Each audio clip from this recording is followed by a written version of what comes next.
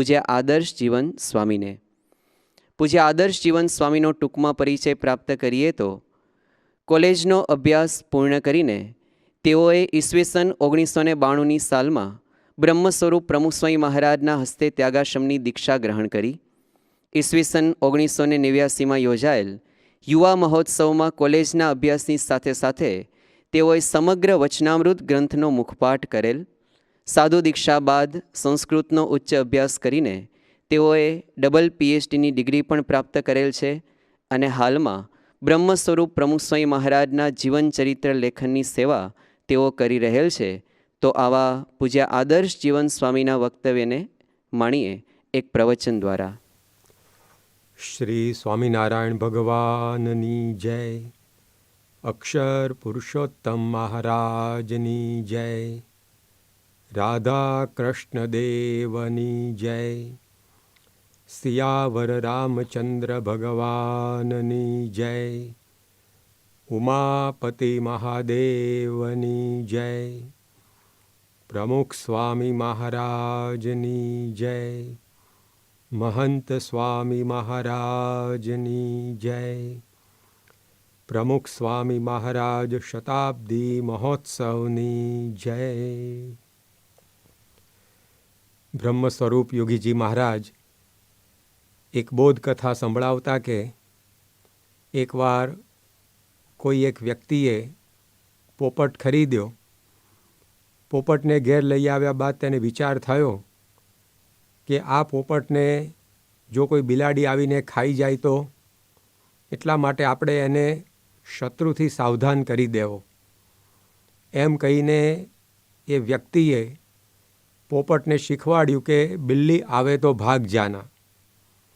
પોપટે પણ આ જે વાક્ય એનો પાઠ કરી બતાવ્યો, બિલ્લી આવે તો ભાગ જાના. તે સાંભળીને પેલા માલિકને સંતોષ થયો કે હવે કોઈ ચિંતા નહીં, બિલ્લી આવે તો ભાગ જાના એ આ પોપટને સમજાઈ ગયું છે. આમ સંતોષ માનીને તેઓ એકવાર ઘરની બહાર નીકળેલા.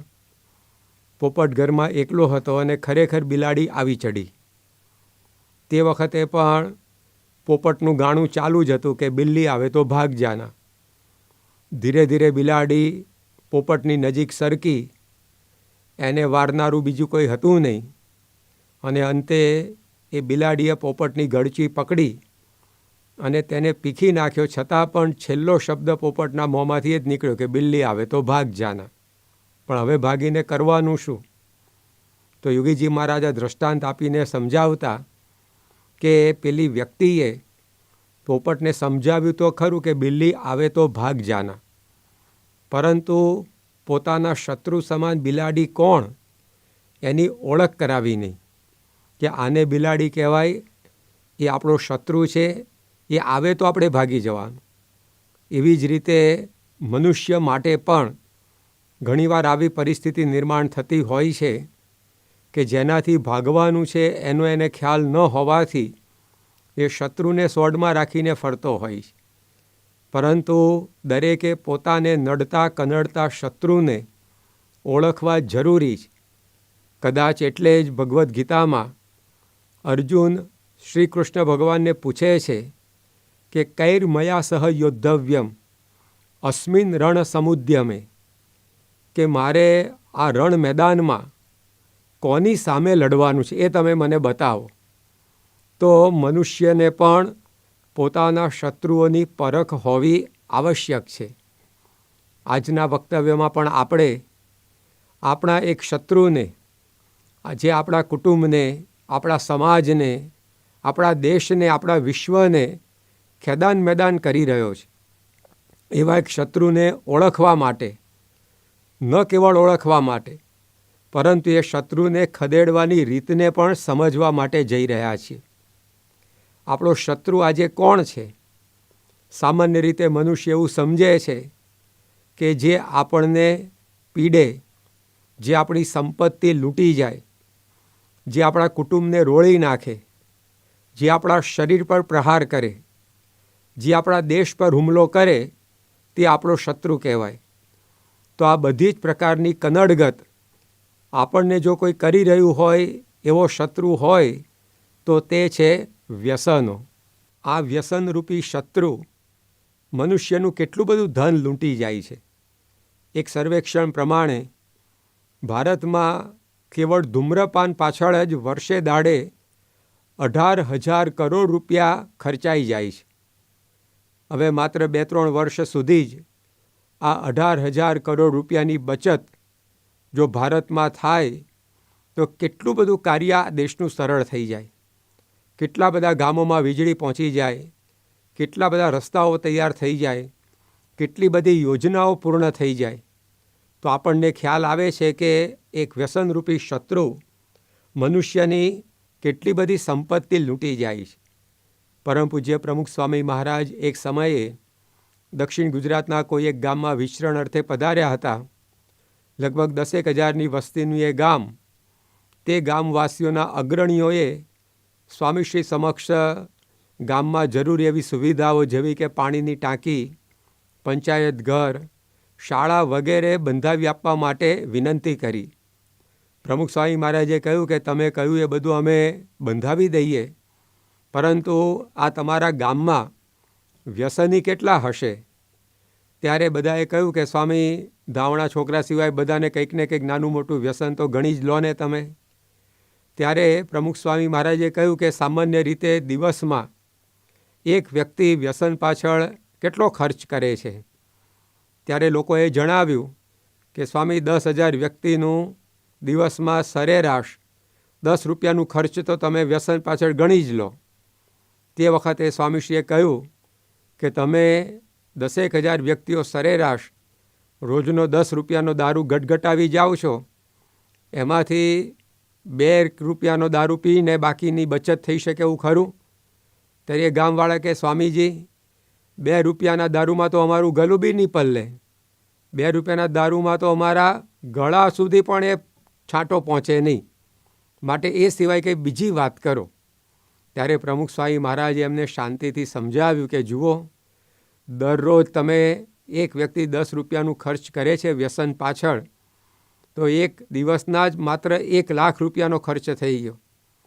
હવે તમે ખાલી 1 મહિનો આ વ્યસન છોડી દો તો પણ તમારા ગામમાં કેટલી બધી સંપત્તિ બચે. એમાંથી તમે ધારો એ ગ્રામ વિકાસના કાર્યો કરી શકો છો. પરંતુ આ ઉપાય એ કોઈના ગળા નીચે ઉતર્યો નહીં. માણસની કેવી મજબૂરી છે. આમ આપણે રસ્તે જતા હોઈએ અને કોઈ આપણા ખિસ્સામાંથી થોડી ઘણી મત્તા પણ થફડાવી જાય તો આપણે એની પાછળ પડીએ, આપણે એની સામે ફરિયાદ નોંધાવીએ. તો આ વ્યસનો ખુલ્લે આમ સરેઆમ આપણા ખિસ્સામાંથી આ બધી રકમો લઈ જાય છે એનું શું? પણ માનવીને એનો વિચાર રહેતો નથી કે આ મારો શત્રુ છે. ખિસ્સામાં કંઈ કાણું પડી ગયું હોય અને એમાંથી થોડી ઘણી રકમ એ સરકી જાય, ઘેર આવીએ ત્યારે આપણને એનું ભાન થાય તો આપણને અવશ્ય અરેરાટી થશે કે મારા આટલા રૂપિયા પડી ગયા. આપણે શક્ય હોય તો પાછળ શોધવા પણ જઈએ, ન મળે તો એનો ખરખરો પણ વ્યક્ત કરીએ. વહેલામાં વહેલી તકે એ ખિસ્સું આપણે સંધાવી દઈએ તો થોડી ઘણી રકમ ખિસ્સામાંથી કાણામાંથી સરી જાય છે, એ પણ આપણને પોસાતી નથી. તો આ વ્યસનો પણ મનુષ્યના ખિસ્સાને પડેલા કાણા જ છે. એમાંથી ઘણી બધી રકમ એની વેડફાઈ જાય છે અને ઘરમાં ગરીબાઈ ઘર માંડીને બેસી જાય છે. ગુજરાતના લોકસેવક રવિશંકર મહારાજ કહેતા કે બળદ સારા હોય, જમીન સારી હોય, ખેડૂત મહેનતુ હોય, કોસ સારો હોય, પરંતુ એ કોસમાં કાણા પડી ગયા હોય તો પાણી છે એ છેક છેવાડાના છોડ સુધી પહોંચે નહીં અને ખેતર લીલુંછમ રહે નહીં. એમાં વ્યસનરૂપી કાણા જ્યાં સુધી મનુષ્યને લાગેલા છે ત્યાં સુધી એના જીવનની અંદર કોઈ પ્રકારની સુખાકારી રહેતી નથી.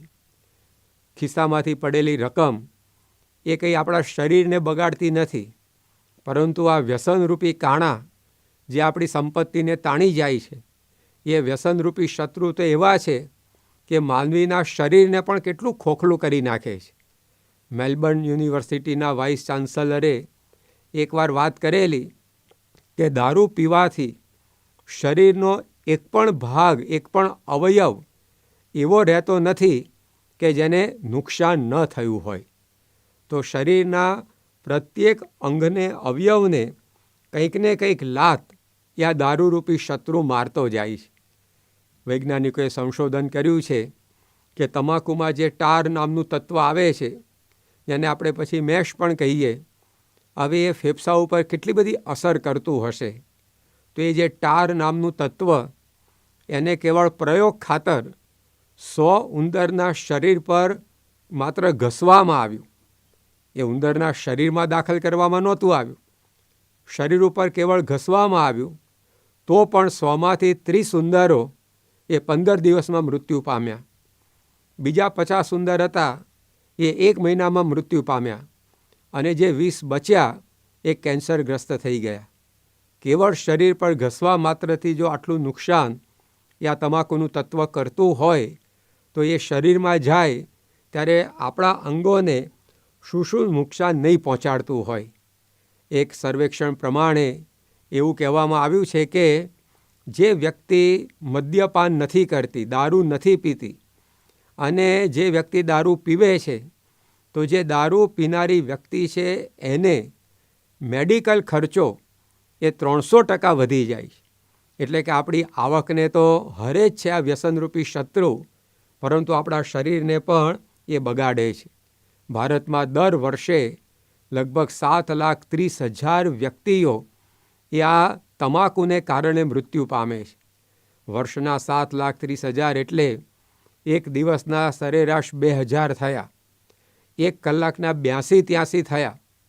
તો 1 કલાકમાં 82 વ્યક્તિઓની ઠાઠડી એ આ વ્યસનરૂપી શત્રુને લીધે નીકળે છે. અત્યારે ચારે બાજુ કોરોના વાયરસનો હાહાકાર વ્યાપી ગયો છે, પરંતુ ભારતમાં આ કોરોના વાયરસ આટલો ખતરનાક હજી પુરવાર નથી થયો જેટલા વ્યસનો પુરવાર થયા છે. તો એટલા માટે આપણો આ એક શત્રુ છે જે આપણા શરીર પર પ્રહાર કરે છે, આપણી સંપત્તિને લૂંટી જાય છે.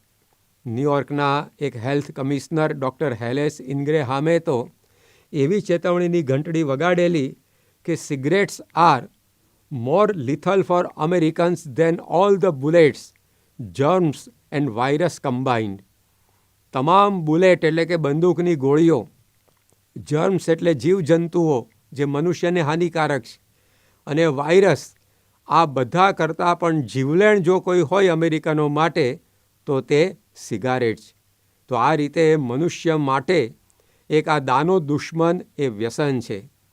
મનુષ્ય જે વ્યસન કરે છે એ વ્યસની મનુષ્યોના સંતાનોમાં પણ શ્વસનના રોગો, અનપેક્ષિત મૃત્યુ વગેરેની શક્યતાઓ વધી જાય છે. ઘણીવાર આપણે એવું સાંભળતા હોઈએ છીએ વ્યસનીઓના મુખેથી કે ભાઈ અમને વ્યસનો પોસાય છે. પોસાય છે એટલે કે આર્થિક રીતે ખર્ચો પરવડે છે, પરંતુ કેવળ આર્થિક ખર્ચની વાત નથી. આપણી આગામી પેઢીઓને આપણે આ વ્યસનોની મજા માણવામાં રોગગ્રસ્ત કરતા જઈએ છીએ. એટલા માટે આપણા જીવનની અંદર આ વ્યસનરૂપી શત્રુને ઓળખી એથી દૂર રહેવાની એ આપણને વાત આપણા શાસ્ત્રોએ, સંતોએ અને સજ્જનોએ સંભળાવી છે.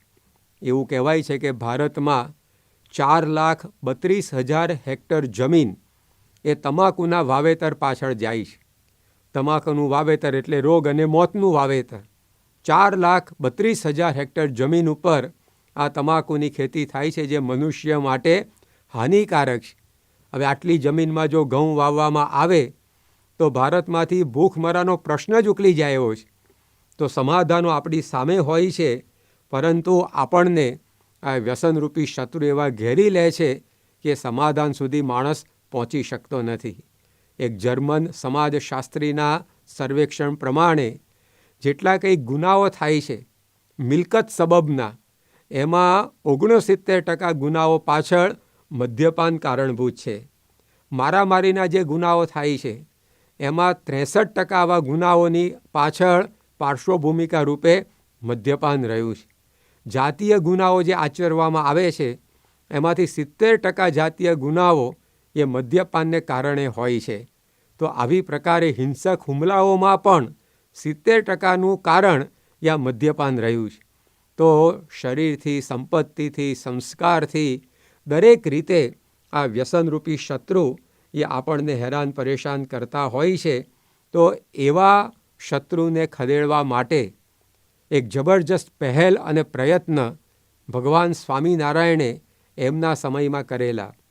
તેઓએ સમાજમાં આ સંપ્રદાયનું વાતાવરણ જ એવું પ્રભાવક સર્જ્યું કે જેને કારણે વ્યસનની બદી આપોઆપ માનવીય જીવનમાંથી નાબૂદ થઈ જાય. એકવાર ભગવાન સ્વામિનારાયણ ગઢડાથી વડતાલ સમયો કરવા માટે જવાના હતા. એમની સાથે કાઠી દરબારોનો ઘણો મોટો સંઘ હતો. તેમાં ખંભાળાના મૂળુ ખાચરને પણ ભગવાન સ્વામિનારાયણે કહ્યું કે તમે પણ અમારી સાથે આ ઉત્સવમાં આવો. તે વખતે મૂળુ ખાચરને જરા શંકા થઈ, સંકોચ થયો, કારણ કે તેઓ અફીણના વ્યસની હતા, હોકાના વ્યસની હતા. એમને થયું કે આ સ્વામિનારાયણના સંઘમાં આ બંને વસ્તુ ખાવા પીવાનો આપણને કેવી રીતે મેળ પડશે. પરંતુ તેઓ ના બોલી ન શક્યા. એટલું જ નહીં, તેઓએ પોતાની સાથે હોકો, અફીણ વગેરેની સામગ્રી પણ ભેગી લીધી કે વખત આવે કંઈ લાગ મળે તો આપણે આ વ્યસન કંઈક આડાવડા તરીને કરી લેશું. અને આ રીતે પોતે સંઘમાં સામેલ થયા. એક ગામે સંઘનું રોકાણ થયું. એમાં બધા સત્સંગીઓ તો ભજન, કીર્તન, સેવા, ભક્તિ, કથા, વાર્તા વગેરેની અંદર રસબસ થયા. પરંતુ આ જે મૂળુ ખાચર હતા તેઓ ગામની બહાર ભાગોળે એક ઝાડ નીચે બેસી અને હોકોની મજા માણવા માટે એ વ્યસ્ત થયા. તે વખતે ત્યાંથી કોઈ વટે માર્ગું નીકળ્યું. એણે ટકોર કરી. સ્વાભાવિક, સીધી મૂળુ ખાચરને નહીં, પણ અંદર વાતચીત કરતાં કરતાં કોક બોલ્યું કે આ આખો સંઘ સ્વામિનારાયણનો અહીંયા આવ્યો છે, પરંતુ આ ઝાડ નીચે બેઠો જે સત્સંગી લાગતો નથી. જો સત્સંગી હોય તો આમ હોકો કેમ પીવે? આ સાંભળીને મૂળુ ખાચરને ઝાટકો લાગ્યો. એમને થયું કે આ એક હોકાએ મને આ સત્સંગી તરીકે અળસાવ્યો. એમણે ત્યાંને ત્યાં જ હોકો ફોડી નાખ્યો અને પણ લઈ લીધું કે આપણે કદી હવે આ હોકાને મોંમાં ઘાલવો નહીં. અને આમ કરતાં કરતાં સંઘ વડતાલ પહોંચ્યો. હોકો તો ગયેલો, પણ હજી અફીણનું તો વ્યસન એ જીવનમાં રહેલું જ.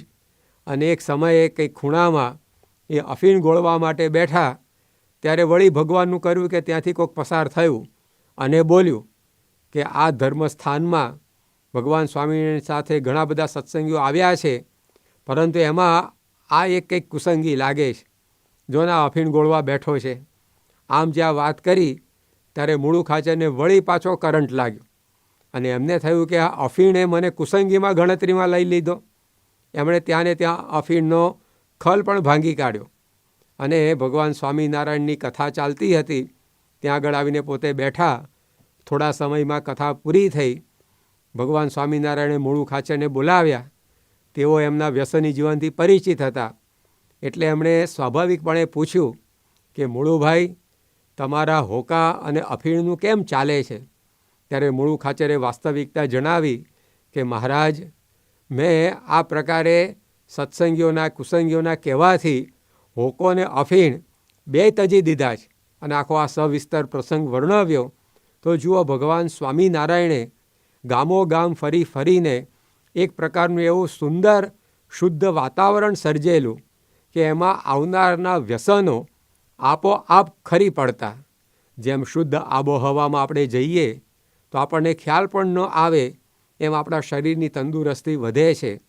અને એવી પ્રદૂષિત હવામાં આપણે જઈએ તો એમાં પણ આપણને ખ્યાલ ન આવે એમ આપણા સ્વાસ્થ્યનો બગાડ થાય છે.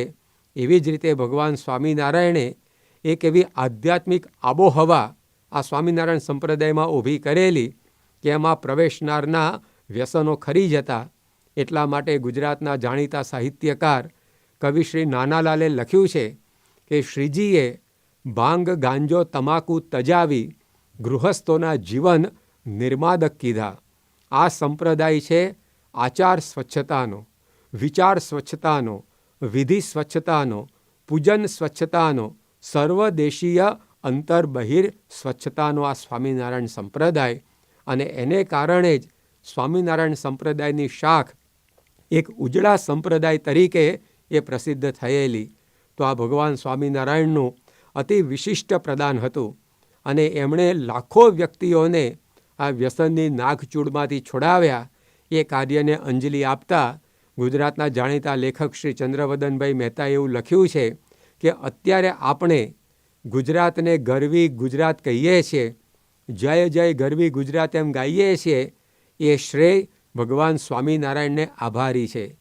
જો તેઓ અહીં ગુજરાતમાં ન પધાર્યા હોત તો ગુજરાત આપણને જોવું પણ ન ગમે એવું ગંદુ હોત. પરંતુ તેઓએ અહીંયા વિચરીને સમાજને આવો સુધાર્યો કે જેથી આજે ગુજરાતની આગળ લાગતું ગરવું વિશેષણ એ વિશેષ સાર્થક બન્યું છે. તો ભગવાન સ્વામિનારાયણના કાર્યને અંજલિ આપતા કવિ શ્રી દલપતરામે પણ લખ્યું છે કે ભગવાન સ્વામિનારાયણે કેવું કાર્ય કર્યું.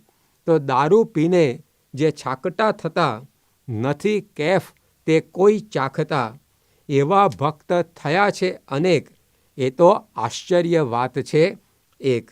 એક સ્વામિનારાયણ વડે તહાર ફોજ ન રાખવી પડે, સ્વામિનારાયણે કર્યું જેહ, ન બને કોઈ નર થકી તેહ. તો ભગવાન સ્વામિનારાયણના વ્યસન મુક્તિના કાર્યને અનેક સાહિત્યકારોએ, વિવેચકોએ, વિચારકોએ બિરદાવ્યું છે. આ એક સત્ય ઐતિહાસિક હકીકત છે. તો આવું એક અલૌકિક કાર્ય તે સમયની અંદર થયું. એ પરંપરા ભગવાન સ્વામિનારાયણના ગુણાતીત સંતો દ્વારા પણ આ પૃથ્વી પર ચાલુ રહી અને પરમ પૂજ્ય પ્રમુખ સ્વામી મહારાજે ખૂબ જ વ્યાપક પ્રમાણમાં સમાજની અંદર આ વ્યસન મુક્તિના કાર્યને વેગ આપ્યો હતો.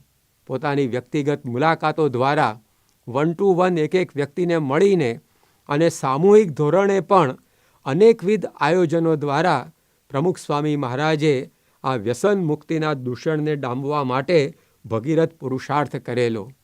પ્રમુખ સ્વામી મહારાજના સમયમાં BAPS સંસ્થા દ્વારા દેશ વિદેશમાં અનેકવિધ ઉત્સવો ઉજવાયેલા. એ ઉત્સવોમાં એક આયોજન વ્યસન મુક્તિ અભિયાનનું પણ રહેતું. તે અંતર્ગત સન 1992માં ગાંધીનગર મુકામે બ્રહ્મ સ્વરૂપ યોગીજી મહારાજ શતાબ્દી મહોત્સવ ઉજવાયેલો. એમાં આરંભાયેલા વ્યસન મુક્તિ યજ્ઞમાં 54,300 વ્યક્તિઓએ પોતાના વ્યસનોને તિલાંજલિ આપેલી. તેને કારણે સમાજમાં પ્રતિ વર્ષ 9,92,87,154 રૂપિયાની બચત થવા માંડેલી. આ કેટલું મોટું પ્રદાન એ પ્રમુખ સ્વામી મહારાજ દ્વારા સમાજને થયું. આ વિગત બન્યાના 3 જ વર્ષ બાદ સન 1995માં મુંબઈ મુકામે પ્રમુખ સ્વામી મહારાજનો અમૃત મહોત્સવ ધામધૂમપૂર્વક ઉજવાયેલો. એ ઉત્સવમાં પણ જારી રહેલા આ વ્યસન મુક્તિ યજ્ઞમાં લગભગ 38,000 વ્યક્તિઓએ વ્યસનોને હોમેલા, જેને કારણે સમાજને પ્રતિ વર્ષ 11,19,00,000 રૂપિયાની બચત થવા માંડેલી. તો આવા અનેકવિધ મોટા ઉત્સવોમાં સામૂહિક ધોરણે આ વ્યસન મુક્તિનું કાર્ય પ્રમુખ સ્વામી મહારાજ દ્વારા થતું રહેલું.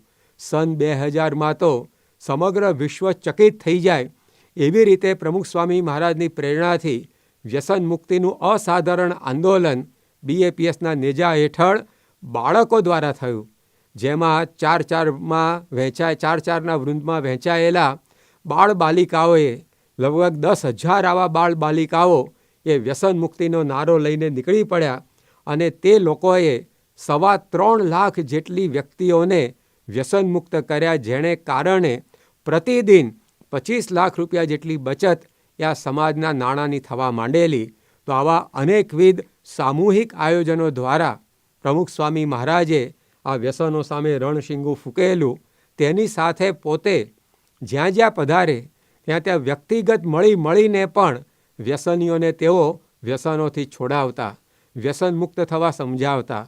આ બાબતે તેઓની શ્રદ્ધા ગજબની રહેતી.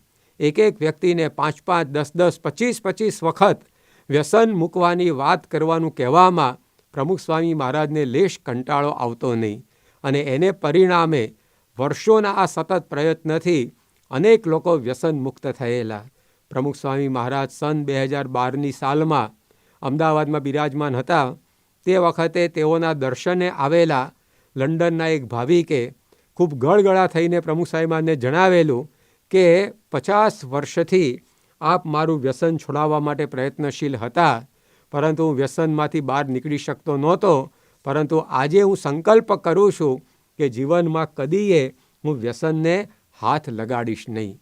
તો 50 વર્ષે પ્રમુખ સ્વામી મહારાજની શ્રદ્ધા એ રંગ લાવી અને એક વ્યક્તિ વ્યસન મુક્ત થઈ. એક ગામમાં તો પ્રમુખ સ્વામી મહારાજે 95 વર્ષની વયે પહોંચેલી વ્યક્તિને વ્યસન મુક્ત કરેલી. જીવતરના આરે પહોંચેલી વ્યક્તિનું આયખું સુધારવા માટે પણ પ્રમુખ સ્વામી મહારાજે કદી શ્રદ્ધા ગુમાવી નહોતી. શ્રદ્ધાની સાથે એવો પ્રચંડ પરિશ્રમ એ પ્રમુખ સ્વામી મહારાજે આ વ્યસન મુક્તિ માટે કરેલો છે.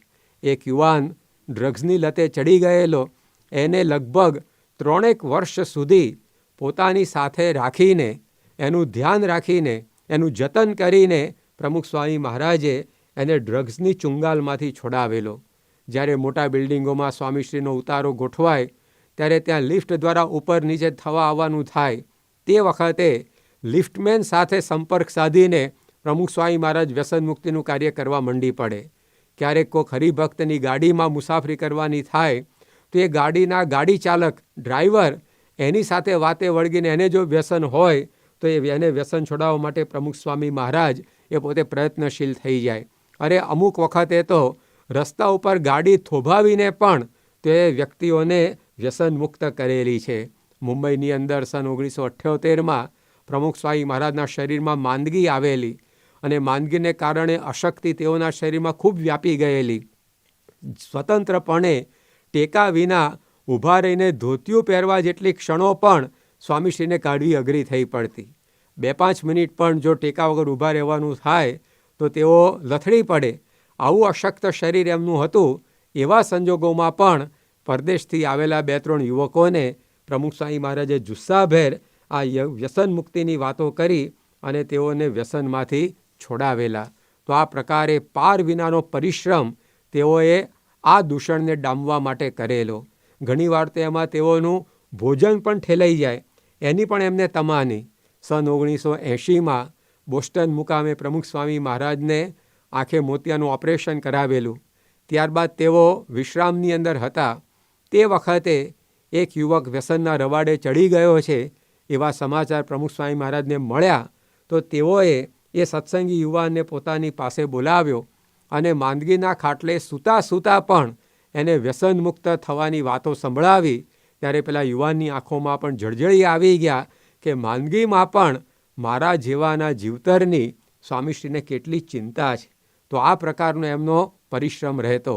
સ્વામીશ્રી જ્યાં જાય ત્યાં અસ્મિતા સૌમાં જગાવતા અને એ અસ્મિતાના બળે વ્યસનને ખદેડવાની વાત કરતા. સમાજના જો કોઈ આગેવાનને આ વ્યસનનું ભૂત વળગ્યું હોય તો પ્રમુખ સ્વામી મહારાજ કહેતા કે તમે તો સમાજના મોભી કહેવાઓ. આગેવાન જો આવા દૂષણોમાં સપડાશે તો પ્રજાનું શું થશે? ક્યારેક ધર્મપથે દોરનારા કોકના જીવનમાં આવું વ્યસનનું વળગણ જુએ તો પ્રમુખ સ્વામી મહારાજ કહેતા કે આપણે તો સમાજના માર્ગદર્શક કહેવાઈએ અને આપણે જો આ વ્યસનો કરીશું તો સમાજ કઈ દિશામાં જશે. એકવાર પ્રમુખ સ્વામી મહારાજ સોલાપુરમાં પધારેલા અને ત્યાં આગળ ચરોતરના એક આગેવાનને ઘેર તેઓનો નિવાસ હતો.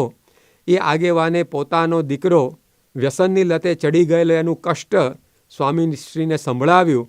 ત્યારે પ્રમુખ સ્વામી મહારાજે એ યુવાનને હેતપ્રીતથી વાતો કરી વ્યસન મુક્ત થવા સમજાવ્યો. પ્રમુખ સ્વામી મહારાજે એમને કહ્યું કે તમારા પિતાશ્રી આવા શુદ્ધ વર્તનવાળા સદગૃહસ્થ અને એમના દીકરા થઈને તમે વ્યસન કરો તો આ તો સોનાની થાળીમાં લોઢાની ખીલી જેવું થયું કહેવાય. ચરોતરના પાટીદારના જીવનમાં વ્યસન શોભે ખરું? અને આમ કહીને એવી અસ્મિતા એનામાં જગાવી અને એ યુવાન વ્યસન મુક્ત થયો. તો આ પ્રકારે સ્વામીશ્રી જ્યાં જાય ત્યાં આ વાતો કરીને અસ્મિતા જગાવી અને સૌને વ્યસનોથી મુક્ત કરતા.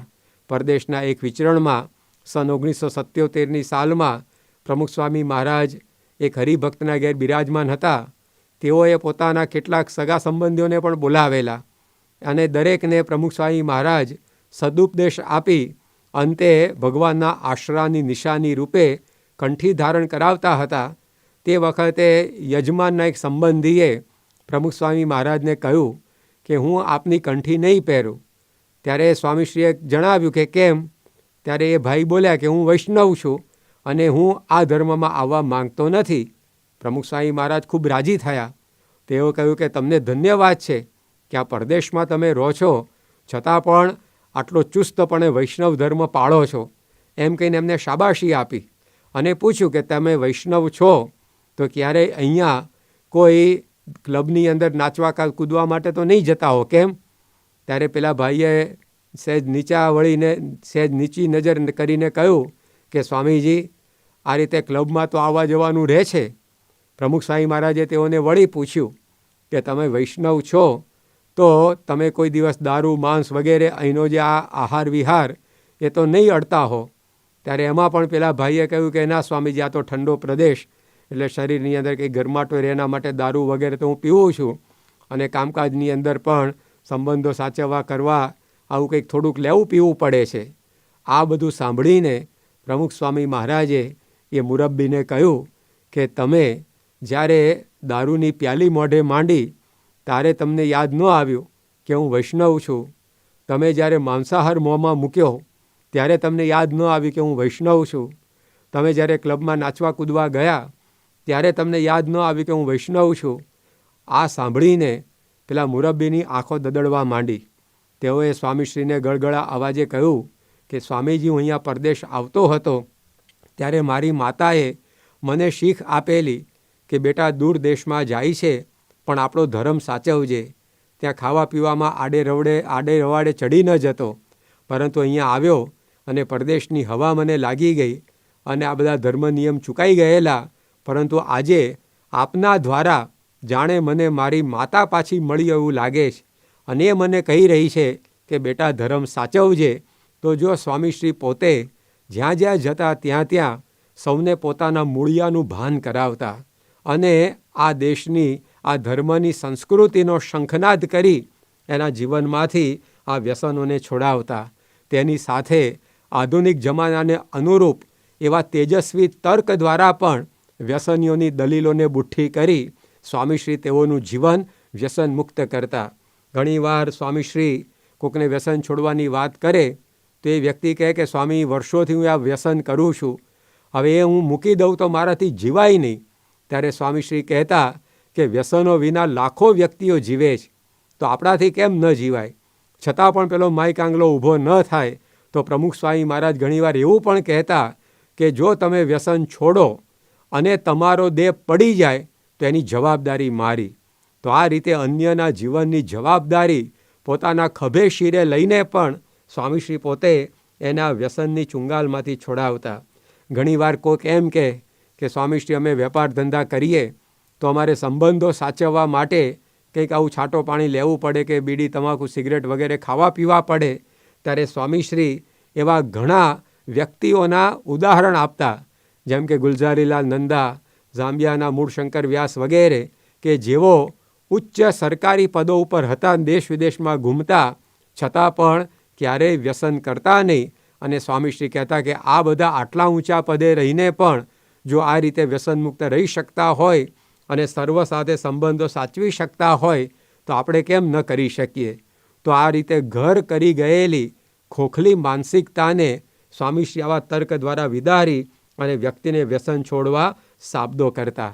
ઘણીવાર કેટલીક વ્યક્તિઓ એવું કે સ્વામી, અમે તો વ્યસન છોડી દઈએ, પણ અહીંયા અમે રહીએ છીએ દેશમાં કે પરદેશમાં, પણ કોઈક મહેમાનો એવા આવે તો અમારે આપવું પડે, એટલે ઘરમાં આ બધી વસ્તુઓ રાખવી પડે. ત્યારે સ્વામીશ્રી પોતે જણાવતા કે તમારા ઘેર કોઈ આવે અને તમને એ કહે કે મારે આટલા હીરા જોઈએ છે, અને તમારા ઘરમાં ન હોય તો તમે શું કહો કે અમારા ઘરમાં હીરા નથી એટલે તમને નહીં મળે. એમ કોઈ આપણી પાસે દારૂ માગે, તમાકુ માગે, બીડી સિગારેટ માગે, તો આપણે પણ એને કહેવું કે ભાઈ, આ ઘરમાં મારી પાસેથી આ વસ્તુ નહીં મળે. તો આ રીતે જે કંઈ પણ દલીલો હોય, આમ તો વ્યસનોની દલીલોમાં કોઈ એવો દમ ન હોય, એ કેવળ પોતે મન મનાવવા માટે જ વાત કરતો હોય, પણ સ્વામીશ્રી એના મનને પારખી અને એને આ પ્રકારે વ્યસનમાંથી છોડાવતા.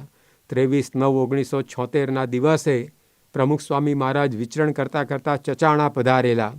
સુરેન્દ્રનગર જિલ્લાનું આ ગામ, એમાં જૂનો સત્સંગ, છતાં પણ એક ઘરમાં કોઈક યુવાનના જીવનમાં વ્યસન પ્રવેશી ગયેલું. પ્રમુખ સ્વામી મહારાજને ખબર પડી. એમણે યુવકને પોતાની પાસે બોલાવીને સુંદર દ્રષ્ટાંત આપ્યું કે તમારી આટલી લીલીછમ વાડી છે અને એમાં આવો સરસ મોલ લહેરાય છે, હવે એને કોઈ ભેળાવા આવે તો તમે ખેતર ભેળાવા દો? ત્યારે પેલા યુવાને કહ્યું કે ના સ્વામી, કોઈને પગ પણ ન મૂકવા દઈએ.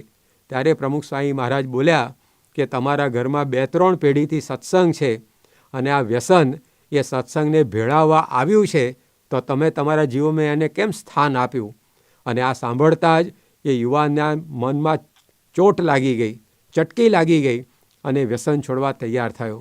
તો જે સમજે જેવી રીતથી તેને સમજાવીએ તેમ એ રીતે પ્રમુખ સ્વામી મહારાજે આ રીતે અનેક લોકોને આ વ્યસનોથી બચાવેલા. ઘણીવાર સ્વામીજી કોકને પૂછે કે આપના જીવનમાં કંઈ વ્યસન ખરું? ત્યારે એ વ્યક્તિ કહે કે સ્વામી આમ તો કોઈ વ્યસન નથી, પણ કોક વાર લઉં. ત્યારે સ્વામીશ્રી તરત તર્કનું તીર છોડે. સ્વામીશ્રી કહે કે ઝેર તો કોક વાર લઈએ તો પણ મરી જઈએ, એ કંઈ નિયમિત સેવન કરવાનું નથી હોતું. એમાં વ્યસન પણ એવા છે કે કોક વાર લઈએ તો પણ આપણા જીવનમાં ઘણી બધી હાલાકી પહોંચાડે. એકવાર ખાનદેશની અંદર એટલે કે ધુલિયાની આસપાસના પ્રદેશમાં પ્રમુખ સ્વામી મહારાજ વિચરણ કરતા હતા અને એક વ્યસનીને વ્યસન છોડવાની વાત સમજાવવા લાગ્યા. ત્યારે વ્યસનીએ સામે દાણો ફેંક્યો કે સ્વામીજી આપ વ્યસન છોડવાની વાત કરો છો, પરંતુ આ બધું વ્યસન વગેરે એટલે કે દારૂ ને તમાકુ વગેરે તો બનાવનારા ભગવાન છે, તો શા માટે ન લેવું? ત્યારે પ્રમુખ સ્વામી મહારાજને વિવેક શીખવાડતા કહેલું કે એમ તો સિંહ પણ ભગવાને બનાવ્યો છે, સાપ પણ ભગવાને બનાવ્યો છે, વિષ્ટા અને ઝેર પણ ભગવાને જ બનાવ્યા છે, તો છતાં પણ આપણે કેમ એ ચાખતા નથી? કેમ એનાથી દૂર રહીએ છીએ? એમાં વ્યસન છે, એ પણ ઝેર છે, એમ સમજજો તો એ છૂટી જશે. અને આ રીતે વ્યસનો છોડાવી સ્વામીશ્રી એને સમજાવે કે શરૂઆતની અંદર કઠણ પડે, પરંતુ આપણે એલાયચી, લવિંગ, ધાણાની દાળ, વરિયાળી વગેરે ભેગું રાખવું. જ્યારે વ્યસનની તલપ લાગે ત્યારે એ મોઢામાં રાખવું, એટલે પેલી વ્યસનની તલપ આપણને ન લાગે. તો આવા ઉપાયો સૂચવીને પણ, આટલો રસ લઈને પણ સ્વામીશ્રી પોતાનું આ વ્યસન મુક્તિનું અભિયાન એ જારી રાખતા. પરદેશમાં કોઈ આવા વ્યસની મળી જાય અને એ પોતે માંદી વાત કરે કે સ્વામી મારાથી આ વ્યસન નહીં છૂટે, ત્યારે પ્રમુખ સ્વામી મહારાજ કહેતા કે તમે દેશ છોડ્યો, પરિવાર છોડ્યો, પોતાનું વતન છોડ્યું અને અહીંયા પરદેશમાં આવ્યાના વ્યસન કેમ ન છૂટે? અને આવી એમની દલીલો એમાં શુદ્ધ હેત હોય, શુદ્ધ હેતુ હોય, એટલા માટે એ વ્યસનીઓના અંતરની અંદર ચોટ લગાડી જતી અને તેઓ વ્યસન મૂકવા માટે એ તત્પર થઈ જતા. એકવાર પ્રમુખ સ્વામી મહારાજ ગામડે વિચરતા હતા અને કોક વરઘોડિયો, ઘોડે ચડેલો વરરાજા એ સ્વામીશ્રીને જોઈ ગયો, એટલે તરત જ આશીર્વાદ લેવા માટે એ પ્રમુખ સ્વામી મહારાજ પાસે દોડ્યો અને એ વખતે સંતને કંઈક ભેટ ધરવી જોઈએ એ હિસાબે એ પોતાનું ખિસ્સું ફંફોસવા લાગ્યો કે અંદરથી કંઈક આપણે રકમ કાઢી અને આ સંતના ચરણોમાં ભેટ ધરીએ. પરંતુ પ્રમુખ સ્વામી મહારાજ એના દાંત જોઈને સમજી ગયેલા કે એને કંઈક વ્યસન હોવું જોઈએ, એટલે ખિસ્સા ફંફોસતા એ વરરાજાને પ્રમુખ સ્વામી મહારાજે કહ્યું કે તું બીજી બધી ભેટ રહેવા દે, તારા વ્યસનની ભેટ મને આપ. અને એના જીવનની અંદર પ્રમુખ સ્વામી મહારાજે પરિણયની સાથે પરિવર્તનનું પણ દ્વાર ખોલી આપ્યું.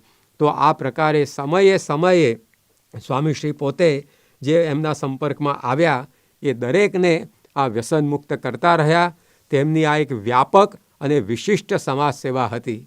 આજે આપણે જોઈએ છીએ તો કપરા કાળની અંદર કોકની જિંદગી કોકે બચાવી હોય તો એને પણ રાષ્ટ્રપતિ દ્વારા કે મુખ્યમંત્રી શ્રી દ્વારા કે વડાપ્રધાન શ્રી દ્વારા એ પદક અને પુરસ્કાર આપીને નવાજવામાં આવે છે કે એક સાથે 15-20 વ્યક્તિઓની જિંદગી આમણે બચાવી લીધી વગેરે.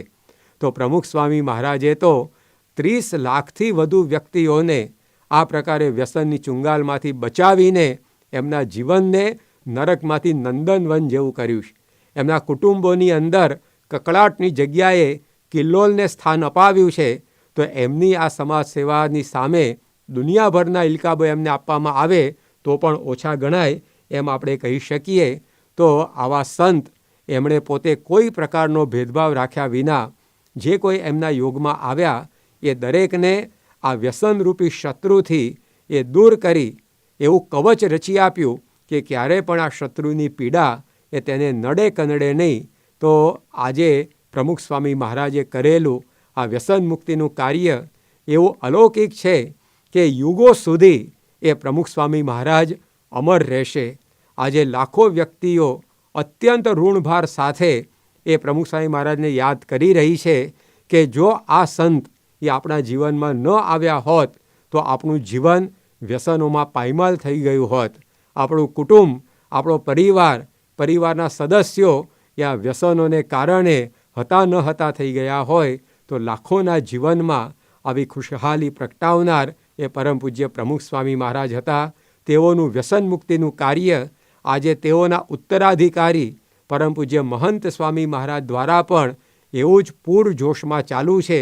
BAPS સંસ્થાના અનેકવિધ આયોજનો દ્વારા આ વ્યાપક અને વિશિષ્ટ સમાજ સેવા થઈ રહી છે.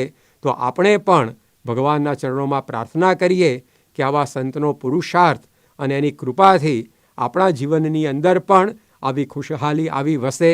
આપણે પણ તેઓએ જે માર્ગદર્શન આપ્યું છે એ મુજબ આપણા વ્યસનરૂપી શત્રુને ઓળખતા થઈએ.